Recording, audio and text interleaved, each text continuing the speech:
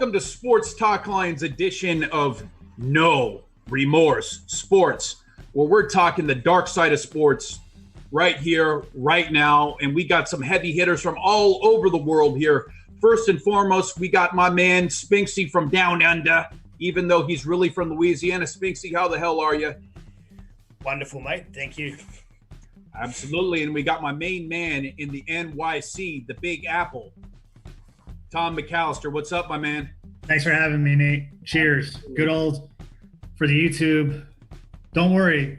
I took it from the faucet and kept it cool because I reduce, reuse, and recycle. Absolutely. No corrupting waters in this neighborhood. We get nothing but the pure spring water from the mountain. Anyways, boys, this week we are talking athlete exploitation. And what got me bringing this up was last week we saw in a UFC fight, we saw Anthony Smith versus Glover Teixeira. This had a lot of people pissed off. First and foremost, in consecutive rounds, Anthony Smith took a 10-8 loss in the round, breathing heavily in his corner. Basically, it was the closest thing I saw to crying for mercy. And the corner, really, a lot of people thought they didn't do their job in pulling him out of that fight. The fight got stopped in the 5th round. Conversely, we saw a completely different turnout in the Deontay Wilder-Tyson Fury fight, where his assistant cornerman pulled him out of that fight, got a lot of praise, also got booted out of that camp. Do you guys have a stance on things like that? Do you think, even though Anthony Smith gave specific instructions to his corner not to intervene in the fight, do you think they did the right thing? Tom, I'll start with you. Spinksy. I think they should have stepped in earlier.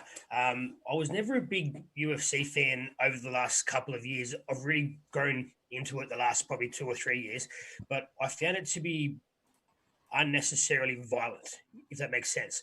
I always prefer boxing. Boxing, there's a lot more style to it, a lot more poise. It's more of a gentleman's fight, I suppose. Whereas UFC was just violent for the sake of being violent. And that showed on Wednesday. I actually did my research for this, and the fight was really hard to watch, man. I watched it a few times, but if I was in his corner or if I was his dad or I was his brother or whatever, I would have stepped in earlier. I understand he said no, but there's a difference between you not stepping in and him getting seriously hurt, or you stepping in and getting the sack. Tom, do you have an opinion either way? Whenever I hear, questioning stopping the fight, I go to the land of Hollywood in Rocky IV when Ivan Drago was pummeling Apollo Creed, and we all know how that story ended. But getting back to a more serious and reality, when you look at the topic of like stopping a fight, first off, the referee can step in, and the referee is supposed to be the impartial person, where it's like, no, it's my job to ensure everyone's safety. And a lot of times in UFC fights, I believe the UFC fight, UFC 249, there was some criticism because the referee jumped in a little bit too early. I think when we're in the state of trying to get people and, protecting people, especially when it comes to combat sports, it's a totally difficult situation. And you have people that are trained fighters, that are trained never to quit, never give up.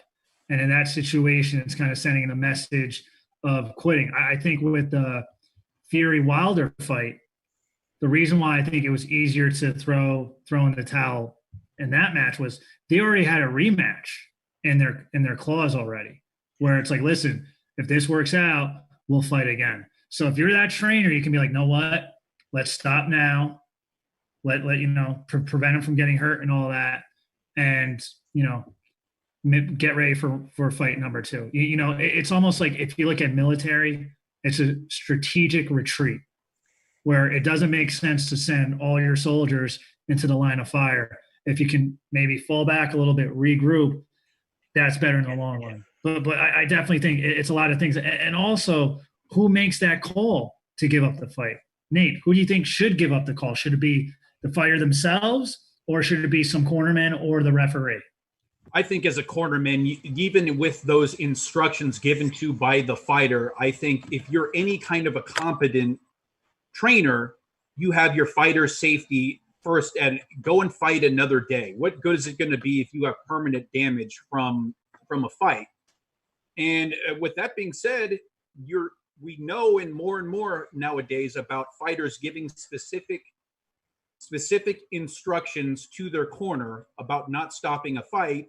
And if human nature tells us anything, when it comes to doing the right thing or your job, most people are going to choose their jobs. That's just the bottom line. Penn State, Michigan State, I don't know how many other places would choose their job over doing the right thing. So I think at the end of that day, it ends with more responsibility on the referee. They have to know corners aren't going to bail them out. They have to do a better job. Tom? Now, we kind of seen this in the NFL, where they kind of bring in an independent consultant who's going to measure people for if they have a concussion, if they received a certain type of hit. And there's a lot of protocols in place where a doctor comes in. I think, as great as personal trainers are, or, people that coach people to fight, and as great as the referees are, they could put in a protocol in both boxing and UFC where if they see someone is in a situation like that where they're getting absolutely bludgeoned, be like, you know what, check on the person, see if the person can respond.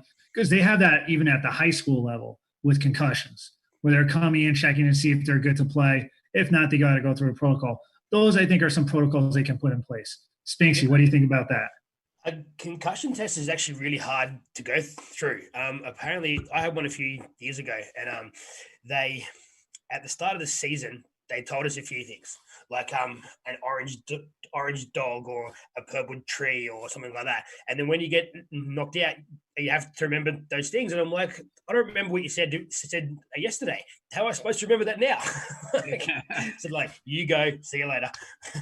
Nate? No, he's just drunk. No, it's all good. No, and it's interesting because there's another dynamic where you have cornermen who know their fighter much better than a referee was. They've seen him in training. They've seen him struggle. So I do get that narrative as well, where they say they know their fighter better than anyone else. But I still think if you're a competent trainer, you have to be on top of that stuff. And as Tom was saying, I think they might have to just take more precaution into that. And I think, and this goes back to, at least in the fight game, when it comes to scorecards, I think it would be much better if you revealed scorecards there after every round, whereas not at the ending of it. I think that could come into play, where if you know your fighter's down so much in the scorecards, you could better evaluate, is it going to be worthwhile to pursue this? Yeah, definitely. Tom? I think when he mentioned, showing the score to the crowd, there's some positives with it because it's showing, it's giving transparency. The negative is that the judges could be influenced by the crowd's reaction, and they could try to do a makeup call or something like that. I'm sorry, go ahead, Tom. So it's kind of like, there's pros and cons with it. But also I'm going to throw this one thing out here because, all right, great. If you're down in the fight, you lost a few rounds, you still got the chance to knock them out. It's almost like the head coach, comparing it to other sports. If you're down 10 points with 5 minutes left in the fourth quarter, you don't bring your team off the field. You try to give them a chance to win. And it's like, you know what? I got to give my guy a win. I got to at least give my athlete an opportunity to maybe, just hit that one shot for him to get that W. Yeah, and I think that's changed through generations as well, because if you go back to the 1980s, about 1970s, even 1990s, I mean, the way we dealt with injuries to athletes is completely different than where it was almost encouraged to sweep that under the rug, where now you're expected to have more transparency, even though there is some shady stuff that goes around, obviously. But particularly in the fight game, it's just so difficult, or any profession for that instance, because I think we've seen enough examples of people not doing the right thing where we could possibly reward them for doing the right thing, but it's so subjective. That's the toughest part. Do you guys have a way of how that UFC fight during the week, that's more of a second division UFC, isn't it? It's not like your big UFC cards, is it? it wasn't a pay-per-view, no. Right, cool. So would that have happened? Would that same thing have happened on the weekend? Or is that just something that maybe inexperienced trainers or inexperienced referees or something like that have sort of overlooked? Like, what's the point of having a referee there and your team there if you're just gonna do what you want? That's like having a fight with someone out there on the street. It just seems to me stupid that he's not willing to take advice from anyone else. So, but I can't see that happening in like a big UFC card. Tom? I think a question I want to ask is, first off, was it a 3rd round fight or a 5-round fight? 5. It was a 5-round fight. So that totally changes the dynamic. If this was a 3rd round fight, be like, okay, maybe I got my guy has a chance. But there's also, when you get 4th or 5th, that's when it gets a little bit scary. And that's probably like, maybe they could bring it in and have someone independent who's like, know what? Let me check this person to see if they're okay and competent. Therefore, no one really gets blowback for if this guy really gets injured. To put it in context, Tom, what happened was Anthony Smith, they had him fight a really aggressive style, a style that they haven't seen him fight before. And so he gassed out really in the 2nd round. And so he was in his corner going into the 3rd round, breathing out of his mouth heavily. And that completely changed the way he fought. And he was getting pounded and pounded through rounds 3 and 4 to where it arguably could have been stopped. And it was stopped within the 1st minute of the 5th round. Now, was that from him just maybe gassing himself out, or was that from injury? Because that could have been the issue too. And it's also, if you're saying the game plan didn't work, the head, whoever's in charge, the trainer's probably going to keep on pushing them forward. Be like, hey, if you did great in these 2 rounds, just try to maybe gut out one more, and because that coach also needs to get that fighter to win too. Yeah, and it was interesting because they kept giving him the same instructions. Because they wanted him to have a busy jab, and then he kept pawing away with his jab, and then it was just kind of like it was more of the same. It's kind of like the dude's exhausted. You're going to get it. That's how people get killed. I mean, Jimmy Johnson said one time,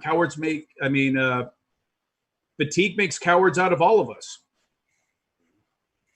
So anyway, you did bring up concussions and the NCAA. So I think that's a good way to change gears here. Now we know, speaking of shady dealings, we know the NFL tried to sweep that massive bad boy under the rug, didn't we? Yep. Yes, they did. And I think, the biggest issue is when exploited athletes come up, you got to look at the NCAA. First off, they generate so much revenue, especially in college football and college basketball. And 1, their athletes do not get paid. The coaches can make millions of dollars. The administrators make millions of dollars. 2, the colleges don't pay taxes. So they got pretty much a cash where it's like, oh, we're giving you a free education. I totally value that an education is important. But this is a big but. If you are making millions upon millions of dollars, like The Rock has fans, those athletes should be able to get some type of compensation. The reason why I'm saying this is there are a lot of athletes that are more valuable when they're in college than they are in the NFL. And there needs to be a way. I think this way with player likeness, that is a way where athletes can get money and the colleges don't have to pay them. And I think the college athletes for the NFL and NBA, they got a minor league system they don't even need to pay for. Spinks, how do you feel about this? I think paying them is awesome. They go through a lot of heartache, but I think, Nate, you sort of touched on it earlier. In the 70s and 80s and 90s, if you went off because you were concussed, you were seen as soft, and you didn't want to let your team down. Like, I grew up in a day and age where your dad would yell at you if you came off because you were being soft. Like, it was all about being a man and being tough and being hard and being physical. And if you came off because you were hurt, everyone laughs at you, and that's just not how you were raised. And that went on for the 50s, 60s, 70s, 80s, and 90s for years. So I think having that culture built in, people were too scared to sort of stand up and say, you know what, like, I've been knocked out 5 times. I'm getting serious headaches all the time. It actually really hurts. No one would stand up and say that. And finally someone did. And then everyone went, holy shit, all of us are actually in this together. Tom? I think too, what's the old line? Are you hurt or injured? Hurt means you can still play. Injured means you can't. And it's also too, at any level, college level, especially the NFL level, if you get hurt and the guy behind you steps up or the girl behind you steps up, you're done. Yeah. Game over. There goes your job. There goes whatever future aspirations you have. Right. And you talked about that. I think that might have been a Bill Parcells line, because he was notorious for going into locker rooms and insulting players for not practicing and not making it to game day. And his famous line was with Terry Glenn in New England, where he had notoriously been hurt and been sitting in the training room during practices and called him she. That was the famous line from Parcells. So it is definitely a generational thing, because and this is also is transcended to a lot of fans, particularly on the football end of things, where a lot of fans philosophically believe you have to be kind of beat the team down, kind of like a Bear Bryant used to make them go hours without water, make them practice with cement in their helmets and make them squat down on a carrot while a ball gag's in your mouth and things like that. Or that was just my childhood, but yeah, Tom. I think too, the changes that have occurred were caused at the grassroots level because you had young athletes in high school dying during practice. Right. I think that was something that I think you even had Corey Stringer, who went to training and died. You had Division I athletes all across. You had kids becoming dehydrated and dying in practice, which is something that's totally different. And there are now laws in it, and the players unions, NCAA, they have laws. For example, in New York State, if the heat index is above 95, you are not allowed to practice or play on that day. Yeah, I remember after my freshman year of high school football, they got rid of. Did you guys ever do the drill called bull ring, where you run together? Yeah, well, no, they have they have one player standing in the middle of a circle, and they call a number, and the player can come running at you from any direction. You're turning left, turning right, turning behind you, and then you go hit the guy. They call another number out, and you look around, and they've since outlawed that at the high school level because so many guys are getting concussed. Yeah, I still remember before the Will Smith movie came out, Concussion. I got sent an article. I think it was in a GQ magazine or something like that, and it was a diary of a kid from Texas, and this thing I read was probably about 100 pages long, and it went on for a good couple of years. And it was about how he first started getting headaches when he was about 11 or 12. So he played Pee-wee football all the way through. And this story was horribly sad. He ended up killing himself, but he started drinking when he was like 13. And he said no one knew the pain that he was going through. That every coach, his parents, everyone was like, "Oh, you'll be right, man. Get out there, you're okay." And he's saying he was getting all these headaches. So he'd go to the doctor, and the doctor would say, "Oh, we can't see anything up there. You're okay." So he started drinking. So then he had to hide his drinking. It was getting worse and worse and worse. And I think he ended up killing himself when he was about 19, maybe. But just the saga that he went through and the fact that no one sort of understood. And now it's all come out now that concussions is actually a real thing. So I think they're taking more precautions on it now. But even the NFL spent all the money they put aside. Now, Tom, you had your hand up? Push you in the wrong direction. You froze there for a second, Spinks. Yeah. Yeah. I'm thinking too, the NFL put in these protocols, I think their first intent, if you ask me, it's not for player safety so that they do not have to give retired players medical insurance. Yeah. That's the reason why they're doing it. NFL, they're a business. Do you really think they want to give, X amount of thousands of dollars? Be like, nope. Oh, hey, that's great. That's good. What can you do for me? All right. Maybe if you're lucky, the NFL will still talk to you after you retire. But it's not, I think it's more, so someone can't come back to them and say, we have an unsafe work environment. But we made these protocols, those protocols, blah, blah, blah. But, you have medical bills? Sorry, we can't pay. Yeah, and that's another thing why it frustrates me so much, why they have these excessive rules that referees now have to throw the flag for. I mean, any kind of a hard hit, you sure as can be, there's going to be a flag out on that play.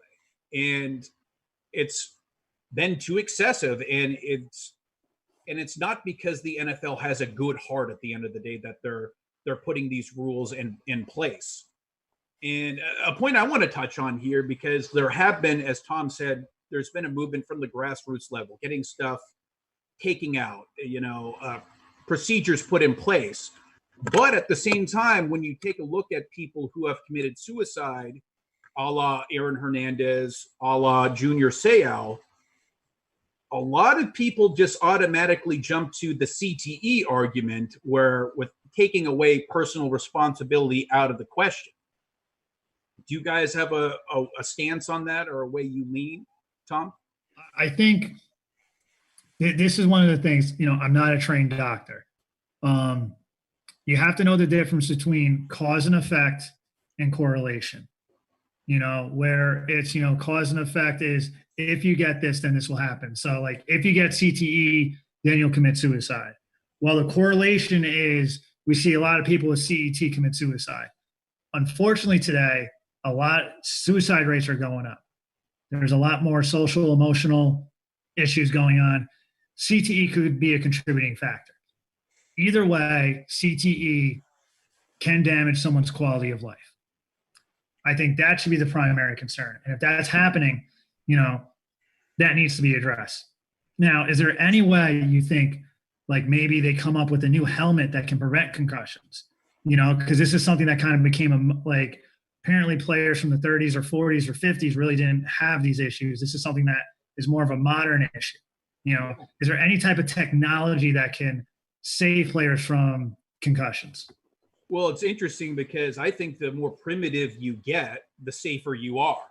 For instance, people are of the thought, particularly in the combat sports, if you're bare-fisted, the more dangerous it is.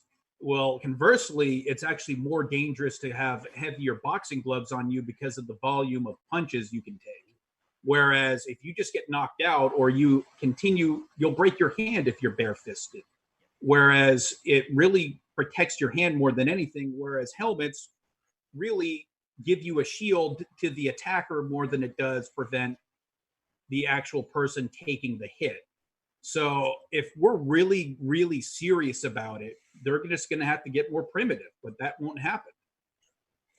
I think all of us missed the game from the 80s and 90s, when you used to see those huge hits, and it was physically beautiful to watch, and that would get you up out of your seat, and it was just awesome. But we're never going back there. So if you started watching the game this year and you saw it, you would still love the game, wouldn't you? It's not that the fact that you missed these hits. It's just that's what you sort of grew up with. Whereas if you started watching the game now, you would still love it. But it's a lot softer these days. But it has to be that way. And yes, quarterbacks get protected, which I hate. But it still needs to be some physicality for the game. And I think they're trying to get back to that. But I'm not sure we're actually there's no way we're ever going back there. So, Tom? Well, I was just going to say, Tom Brady gets protected. We're not saying all quarterbacks. Tom Brady. Oh, they do. Particularly Tom Brady. But I mean, I mean, you can't take an inherently violent sport and make it not violent, is the big issue. I mean, they're trying to take procedures that would make the game not violent, but you can't make a violent sport non-violent without taking away a big part of the game. It's just that's just the way it is. Yeah, go ahead. Did you have something to say, Spinksy?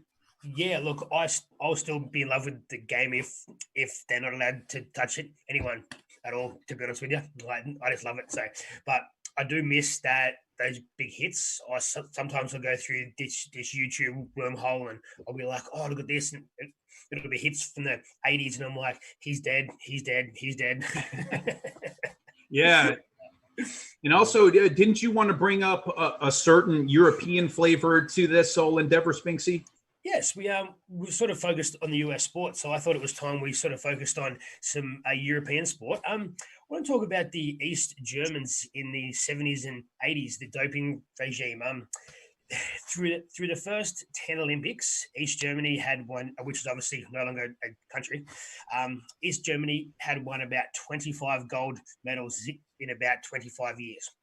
In the 70s, in the late 60s, 70s, and 80s, they won 275 gold medals. Mm-hmm. They worked out that back in the day, there was drug testing, but each test was so expensive that they couldn't test all of them. So they worked out at the time, they were the third smallest country at the Olympics. And they went on to finish second in the tally in the early 70s. That's when they worked out that they couldn't test us all. So they pumped them full of performance-enhancing drugs, steroids, human growth hormone, whatever they could find. And these guys were elite. And they were strong at everything, every single sport across the board, sports that hardly even heard of. They were just winning everything. Turns out later in life, human growth hormone for 20 years is a bad thing. So it's caused birth defects in their children. It has caused undue stress on their bodies, suicide, early death rates. It's been absolutely horrible. So I'm really happy East Germany went through it so that no one else went through it too.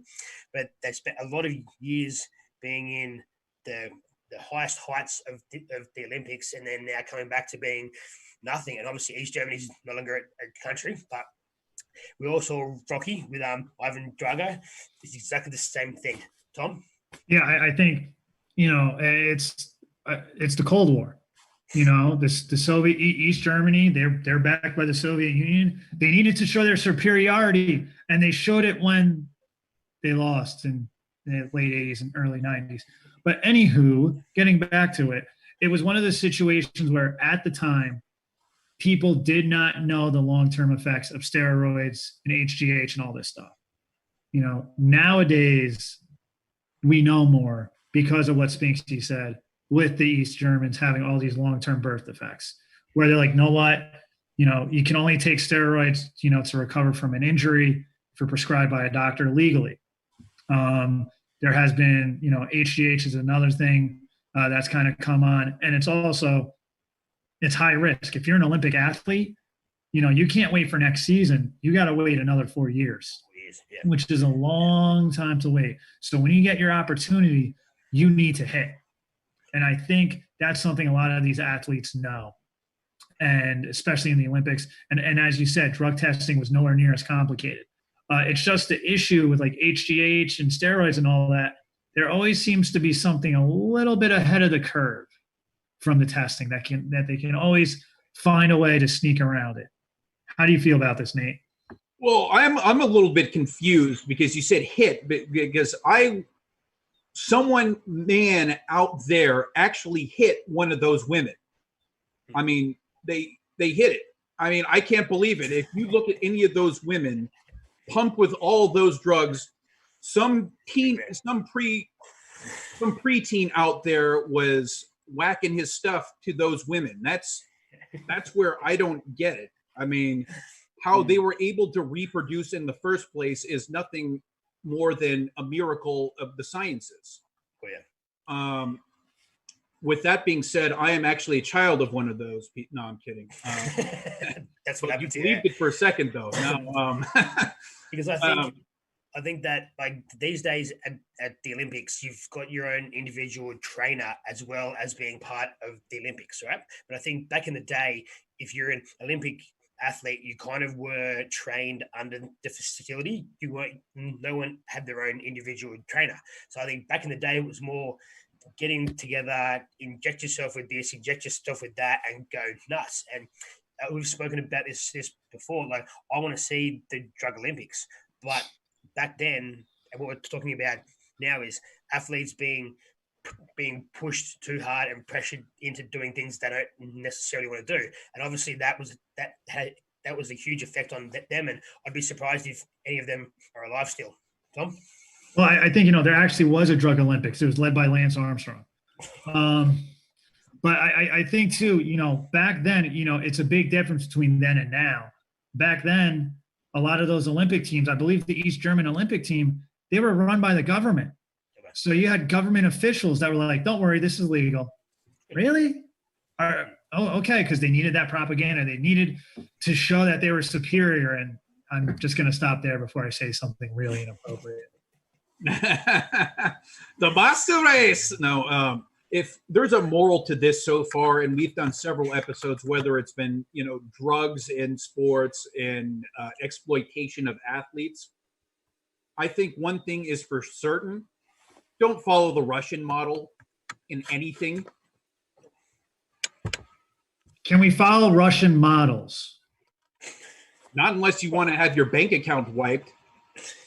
That's really funny because ever since they've had the Tinder passport, my profiles have been flooded with Russian and Ukrainian women looking for an American husband, but that's another story. We'll send them the link. We'll get new followers. Yeah, and get followers. Yeah. Very rich two rich Americans and one boomingly rich Australian. Well, guys, is there anything else that you wanted to bring to the table? No, I'm fairly happy with that. Yeah. Good show. Yeah. I think the ESPN producers would be upset because we didn't mention anyone dying on this episode. So yeah, unfortunately, we just went through birth defects. So that will appease them. We had those Chinese swimmers in the early 90s too. Like that would just had that V frame. The girls were massive. They were all shoulders and they were just so big. And like, it was just so obvious. And like you turn up there at the Olympics and you're standing there up on the thing ready to dive in and you look over and there's a dude there. He's like this big. And you're like, what? That's unfair. I think also too, I remember seeing Yao Ming's parents. Both of them are like giants. And I wonder if the Chinese government was like, you two have baby. Yeah, well, with the Chinese, it's all there's no artificial drugs whatsoever. It's all sweatshop work. They build a lot of strong muscles. Well, at least everything is made in China over there. Yeah, right. True, that is true. Yeah. But we're bringing it back to the USA. Well, gentlemen, is there anything else with that charming note at the end that we haven't covered so far in the exploitation of athletes? No, I'm happy. I think we're all over it. Yeah, I think we're all good, and hopefully all people don't get exploited. They just get made fun of when they lose the big game by the opposing fans, which is, I think a pastime of all sport lovers. Well, speak for yourself, Tom. I personally would like for more exploitation, so we get another episode out of it. So do what you will, folks. Why don't we go ahead and pass it around the room? Where can I go ahead and follow you guys? Actually, I already do. So join the cult and follow Spinksy where? You can follow me at Spinksy NFL on Instagram and Twitter. And you can see our college football show at 3:00 Pacific time on Saturday. So tune in for that. We'll send the link through here somewhere. But yeah, should be good. Can't wait. Tom? All right. You can follow me on Twitter at defends_com, at DFENDS_com. Always great talking with you guys. Absolutely. Likewise. And you can join the millions and millions in the queue at No Remorse Sports. Monday, I'm going to be launching a show of my own, No Remorse Sports, 3 p.m. Mondays. Check it out, or else. Anyways, lesson like you play with intensity. Later. Yeah.